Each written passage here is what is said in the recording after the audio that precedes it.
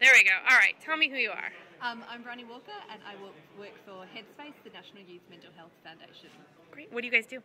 So we are responsible for providing help and support to young people between 12 and 25 who are going through difficult times. So any young person who doesn't know maybe what's going wrong with them, but they know they're not in a good place, they can come to us. They can go online or they can come to one of our centres, and we will help them in any way that they need support.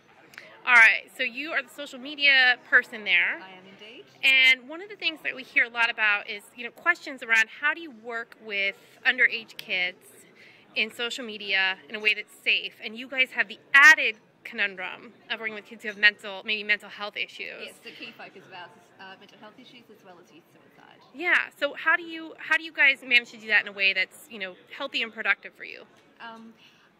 I think the important thing is that for us, primarily what we do is get young people to get help and support. So we have really, really strong principles and practices about how we do that. So it was fundamental for me to talk to our clinical team about what do we consider risks, and then developing a really, really very clear strategy and policy around, okay, what do we do when this happens, and this happens. Furthermore, we have clear responsibilities, so I'm very fortunate to have a team of clinicians who support me or who I work with. I don't make decisions in relation to when someone is in great distress about how to respond to that, but I work with them. So I have the kind of social media side and they have the clinical response side. So there is very much a team approach to what we do that has strong clinical support. That's I'm very great. lucky in that. Yeah, so clear policies and then clear responsibilities. It's absolutely crucial. Okay, and tell me a little bit about how you use Twitter and Facebook in your work then. I think the thing that's quite interesting when you're dealing with particularly mental health and suicide is that young people do not walk into a doctor's office and say, I think I'm suffering from a depressive disorder. They say, I feel like shit.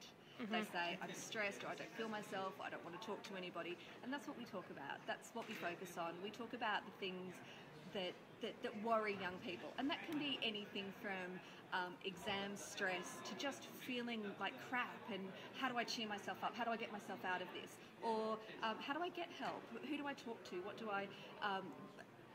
Who would I go to? Or what does Headspace do? So it's really important to have a strong mix, because that's what being a young person is about. You can have these amazing highs, and we talk about what music gets you going, or we could talk about what footy team you're barracking for, but we can also talk about really important youth issues as well, because that's the youth experience, and it's really important that we reflect that. That's great. And let me just get a translation for my American audience. Yes. What footy team you barrack for? What football team you support? Root for? Okay. Root for. All right. Excellent. And of course, by football, we mean soccer. No, footy. Ooh, footy. Okay. Oh, I'll try and say it in Australian accent. Footy. Thanks.